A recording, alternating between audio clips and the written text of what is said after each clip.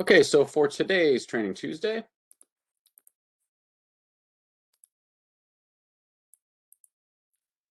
let me go back. There we go.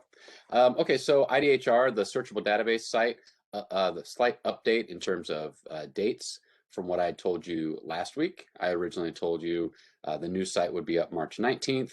That was the communication that we received. So it's actually going to be the 15th. So I'm just kind of clarifying that. The main course for today is going to be the bid by version 15.8 upgrade, and we're going to walk through all of those. We touched on a couple upgrades from last week, but we want to unpack a little bit more of that and talk about the upgrade. And then the monthly bid by training will be tomorrow, March 10th, and we'll discuss that. Fun fact of the day, quote of the day. All right. Oh, thank you so much, Tina. I appreciate that. Always love the positive feedback. Thank you very much. Okay, so first up, the Illinois Department of Human Rights eligibility number, that site, where we all go to make sure a vendor has a eligibility number for a public contract. Last week, I just kept this slide up here and I crossed out the 19th. The new system is not going to be live March 19th. According to their website, it will be live March 15th. So I just wanted to correct that from last week's slide. We were told that it was going to be down beginning March 5th, and then the new system would be live March 19th. So this is below is just a screenshot directly from the IDHR website. And so you can go ahead and read that if you'd like, or go to that website if you have any additional information. I'm just passing this along. I don't have any specific answers for questions as to what would happen in the meantime. So unfortunately, I'd have to direct you back to IDHR. So I'm just kind of passing that along to you with that corrected date. And so if you would go out there now, you can't access that spreadsheet.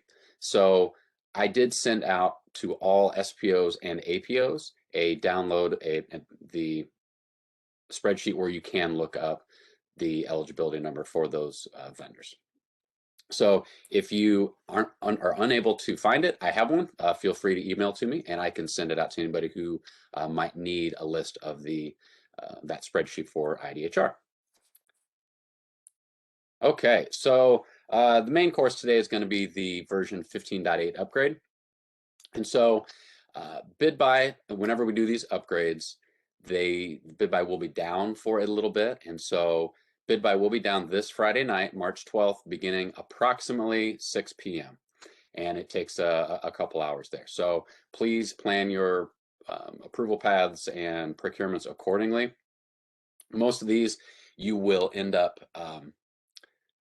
hopefully we don't have anybody working on Friday night, but I understand sometimes that could happen. So please plan accordingly for your procurements. That the system will be down this Friday night, March 12th. And as we've talked about before, but we always have new people on these calls, these upgrades will potentially occur quarterly moving forward. So I don't think we would see as big of an upgrade as we will see right here moving forward, but as bid by changes and processes change, and we potentially ask for upgrades and enhancements or little bug fixes, those sorts of things, we will see these upgrades. And so moving forward, potentially they could be occurring once every quarter, and that necessitates the system being down for a little bit. So this Friday night, March 12th, just to give you a heads up. All right, so let's talk about what the enhancements will be, what the upgrades will be, those sorts of things. So the first three enhancements here we did touch on last week, and I'm not going to subject you to my dancing or any of that sort of stuff. So that was more of a one-time thing. I was a little excited, maybe a little extra caffeinated that day because I was excited for these enhancements. But today we'll just walk through them. Okay, so the first one, it was enhancement to the bid, amendments. So the description, the short description, the bulletin description, and the questions tab are now editable via bid amendment. Of course, in the past, you couldn't change those things. So bulletin description couldn't be updated once the bid was in sent status. Now that has been fixed, and we have that enhancement there. Second of all, a bid that's in ready for approval status will allow edits in the attachments and to the notes. And this is great. So for as an approver, so for me, I'm also an acting SPO, so I end up at the very end of the approval path. If I see an attachment that isn't there, I have to disapprove in order to. It goes back to through the approval paths, and they have to, and the agency has to add the attachments. Now, as a blanket statement, I do just want to say that these are just enhancements that are they're going to allow the flexibility to add attachments. I also don't want to get into a situation where an agency says, well, somebody will fix it later, right? We don't want to get into that.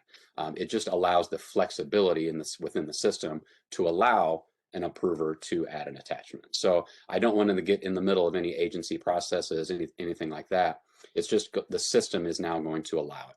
So as an SPO, if I see that an attachment is missing, I will have the flexibility to go in and add attachments. Whereas before, we didn't even have the option to make any sort of attachments, as well as the note tabs can be edited at that stage in the ready for approval stage, which is really important. And then our final enhancement at this point, for which I would call like the biggest ones, are those bids that are ready to send status. An amendment can still be created to push out the bid opening date, for instance. So we can modify those bid values before we send the bid. So this is going to be the biggest one in my mind in terms of not having to, as an SPO or an APO, having to disapprove in order to allow 14 days to be posted, for instance, for an IFB or RFP. Maybe if by the time it gets to me, the posting doesn't allow for 14 days.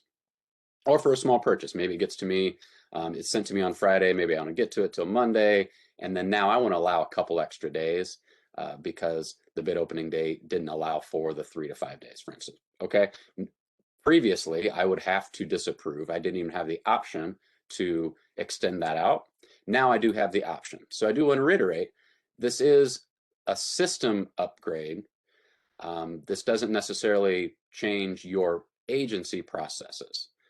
So we don't want to get in the middle of that, whereas some agencies might choose to continue with disapproving no matter what, and that's going to allow maybe additional training for the end user to allow if values in those fields are incorrect, but it's going to allow the flexibility to go ahead and move on with this procurement, and then maybe go back to the person and say, hey, we need to allow additional time for the bid opening date, for instance.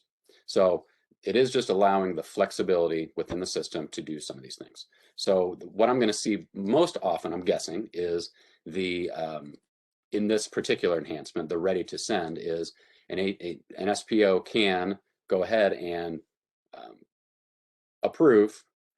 It's in that ready to send status, and now update that date. So kind of hearkening back to a few years ago when we were in the Illinois Procurement Bulletin, so back to the IPB days, that communication from the SPO would still go to the APO in terms of making sure that if I have, as the SPO, for instance, if I have to change the bid opening date to allow for the 14 days, back in the IPB days, before I would just randomly change the date, I would contact the APO saying, hey, what about this day for the opening date? Because we understand that certainly for your IFBs and RFPs, we're actually going to have a bid opening. You need to, there's planning involved and availability issues and those sorts of things. So that same communication is still going to be important moving forward. And we will, in terms of the allowing the flexibility for it, I just want to reiterate, I know I've said it and I don't want to repeat myself over and over again. We don't want to get in a situation where upstream or downstream, I guess, upstream, we think, well, somebody else will fix it if I'm not putting in the correct things. I don't want you to go back and say, well, Dave said that this could be changed. Yes, technically it can be, but we also don't want to, we want to be able to have things correct, and it would move quicker and more efficient if everything is done correctly on the front end. This is going to allow some flexibility there. Okay, so moving on, I think we're all clear there. So let's get into some of the new things that we didn't talk about last week. So this was an issue. So custom columns showing to vendor were not actually being seen by the vendor. So this was fixed an issue where custom columns that were set as show to vendor were not being seen by vendor users. That was fixed. So not on the far left-hand side, you can see whether this was an enhancement or a bug fix. That was just an example of a fix. An enhancement here in terms of the lock all alt ID fields. There's an alt ID field that's on certain relevant documents that are used by some agencies with financial system integration. So this little enhancement is going to keep that alt ID from being able to be changed. Okay. Okay, our second slide here regarding our upgrade. So here's a fix. This is involving purchasers, which is one of the fields there. And so a default purchaser. So this may not be appropriate for your particular agency, but obviously this was an issue. So it fixed an issue where if a default purchaser was set, but then the user changed the purchaser value to another value, the document was reverting back to that default purchaser. So that was fixed. Also fixed an issue where if the default purchaser was set to blank, the purchaser field was still defaulting to whoever was previously selected as the default purchaser. So that was fixed. It may not be an issue at your agency. A couple of these things seem to be kind of random. So here's a cool enhancement for our vendors. I think this will be really helpful. So as a vendor, when you go in and maybe you already had an in-progress quote, and you get out of bid buy, and then you go back into bid buy, you'll be prompted, or the vendor will be prompted now to continue the in-progress quote. So we've seen this come up every once in a while where maybe a vendor is new to the system and they start a quote and then they leave bid buy and then they come back to bid buy, and rather than going in and finding their in-progress quote to continue it, they start all over again. And so this is really going to help with having multiple in-progress quotes for a vendor, which can be confusing for them. And then if they contact the agency or they're contacting the vendor help desk, it's just going to lower those issues that happen that way.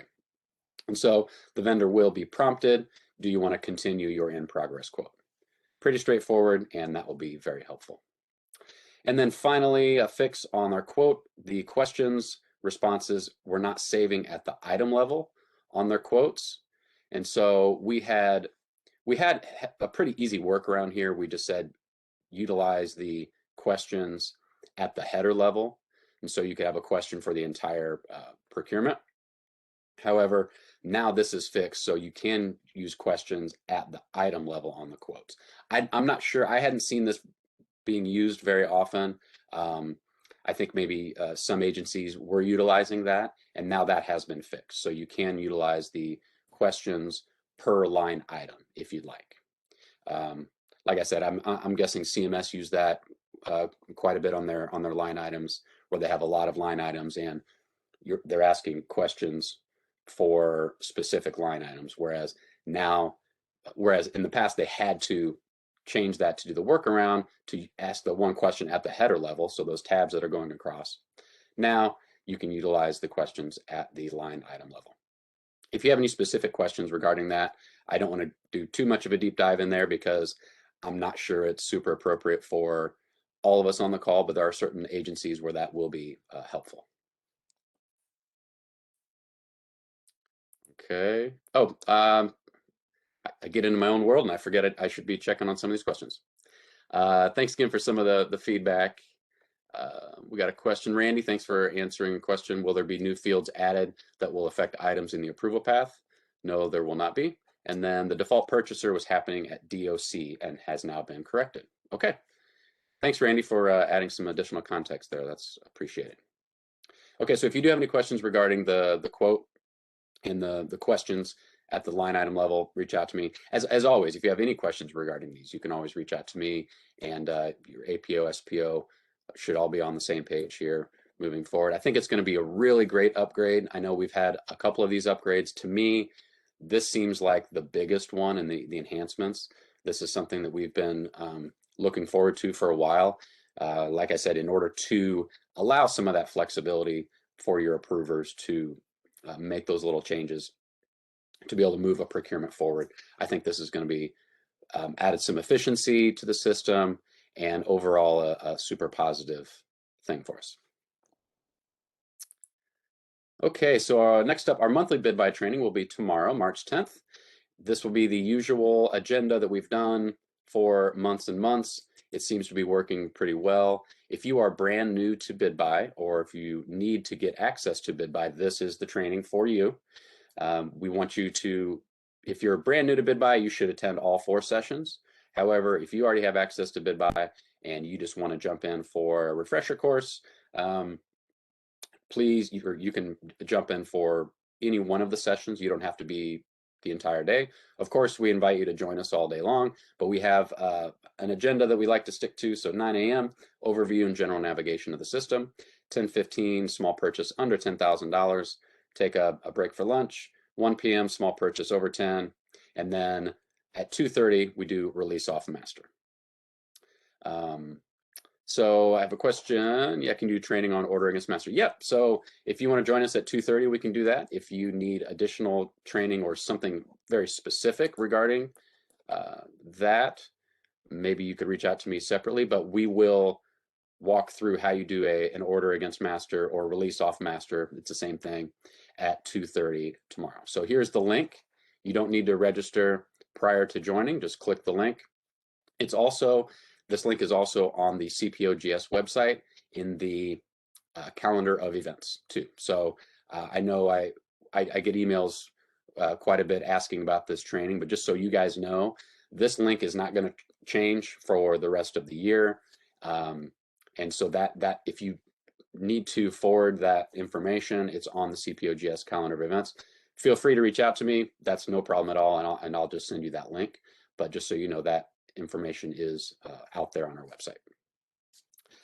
All right. So our fun fact of the day, March 9th, this cracked me up. It's National Get Over It Day. It's really funny. I love that these days seem kind of random, and I don't know how you can come up with one and create your own, but I love this. So just a reminder that sometimes we can kind of brood over things and kind of stew over things. So just a reminder, hey, Dave, get over it. And then our quote of the day, I love Teddy Roosevelt, believe you can and you're halfway there. So a lot of the things that we are doing, they can be quite complicated, right? And procurement can be quite complicated. So I know this is not to get too cheesy or anything, but this is something I remind myself all the time. Believing you can is going to get you halfway there. I love that. All right. Do we have any other questions?